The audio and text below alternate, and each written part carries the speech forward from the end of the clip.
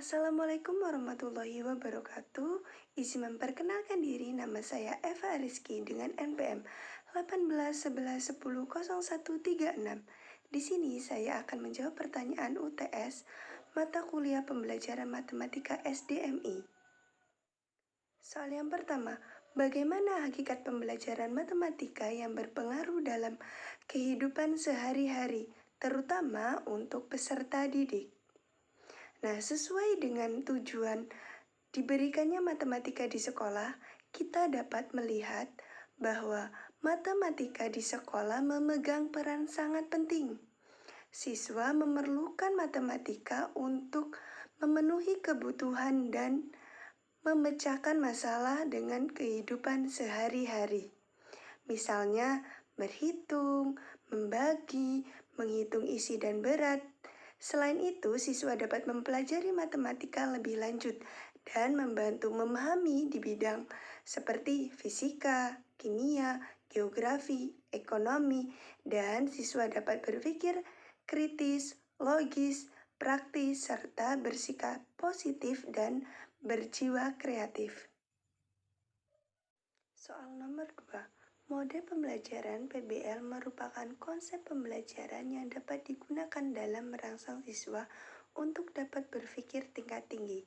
Dari penjelasan tersebut, bagaimana langkah Anda sebagai seorang guru dalam melakukan langkah-langkah pembelajaran tersebut agar tujuan dalam merangsang berpikir tingkat tinggi dapat terwujud? Dijawab dengan melibatkan suatu kasus nyata. Pertama, guru memberikan sebuah soal contohnya. Fami memelihara ikan di kolam belakang rumahnya. Ia memelihara ikan mas dan ikan koi. Jumlah seluruh ikan mas dan ikan koi ada 30 ekor. Jika banyak ikan mas adalah 2/3 dari banyak ikan mas dalam kolam tersebut, untuk menyelesaikan soal tersebut diperlukan langkah-langkah pemecahan masalah dan strategi pemecahan masalah. Menurut Permendikmas, untuk meningkatkan kemampuan memecahkan masalah perlu dikembangkan keterampilan siswa. Yang pertama, memahami masalah. Pada tahap ini, siswa harus dapat menentukan hal apa yang diketahui dan ditanyakan. Siswa dituntut untuk mengetahui apa yang ditanyakan yang akan menjadi arah pemecahan masalah. Yang diketahui jumlah ikan mas dan ikan koi 30 ekor dan banyak ikan mas 2/3 dari banyak ikan koi. Yang kedua, merencanakan cara menyelesaikan. Pada tahap ini siswa dapat menentukan strategi yang sesuai untuk memecahkan masalah. Strategi itu bisa berupa menebak dan memeriksa, membuat diagram, membuat tabel, dan lain-lain.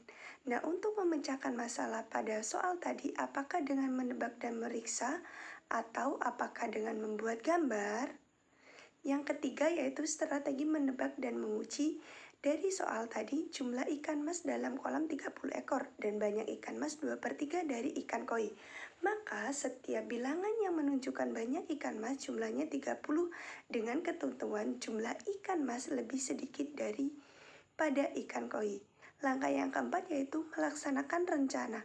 Pada tahap ini melaksanakan rencana pemecahan masalah dengan setiap kali mengecek kebenaran setiap langkah, seperti menggunakan tabel kombinasi sampai strategi gambar.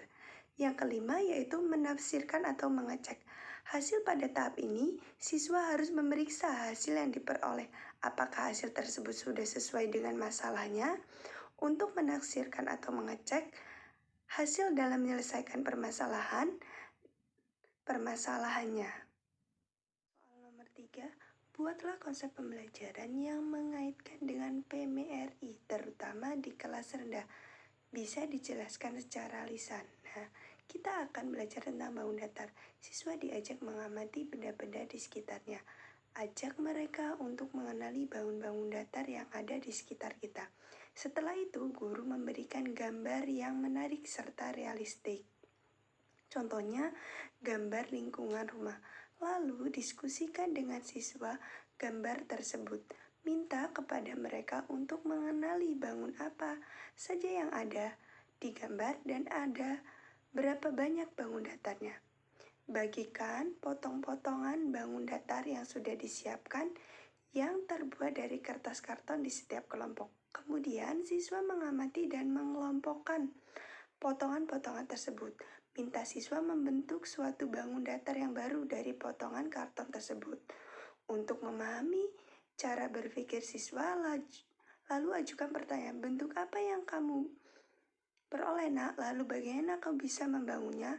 Lalu minta siswa menggambarkan bangun datar baru yang membentuk dan diskusikan hasil kerja siswa. Soal yang keempat yaitu buatlah lagu untuk mengenal bilangan ordinal dan ordinal. Nah, ayo kita nyanyi. Ayo belajar bilangan ordinal. Bilangan ordinal dimulai dari angka 0. 1, 2, 3, 4, 5, 6. Bilangan ordinal yaitu urutan ke-1, ke-2, ke-3, dan seterusnya. Itulah bilangan ordinal. Soal nomor 5, buatlah konsep pembelajaran di kelas guna untuk mengenalkan tentang penjumlahan, pembagian, dan perkalian kepada siswa khususnya di kelas rendah. Dijawab dengan memberikan simulasi. Pada hari ini kita akan belajar matematika. Matematika itu pasti berhubungan dengan apa saja coba? Iya, pasti berhubungan dengan penjumlahan, pengurangan, pembagian, perkalian. Nah, sekarang kita akan belajar tentang penjumlahan, perkalian, dan pembagian. Penjumlahan itu menambahkan angka atau jumlahkan, yaitu contohnya 3 ditambah 3. 3 ditambah 3 itu sama dengan 6. 3 ditambah 3 itu sama dengan 6.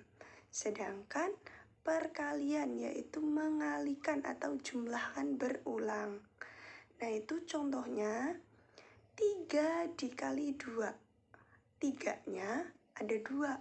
Jadi 3 dikali 3. 3-nya ada 2 yaitu 3 dikali 2 itu 6. 3-nya 2 kali 3 tambah 3 itu 6. Jadi 3 kali 2 6.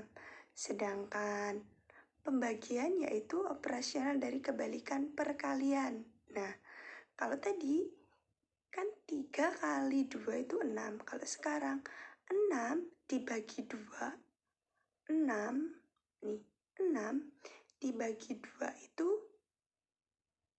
3. Kita punya nih. Misalnya kita punya kelereng 6 dibagi 3 dibagi 2. Kita punya kelereng 6 dibagi 2, yaitu 3, 3. Jadi, perkalian itu operasional. Jadi, pembagian itu operasional kebalikan dari perkalian. Kalau perkalian, 3 kali 2 itu 6, sedangkan pembagian 6 dibagi menjadi 2, yaitu 3.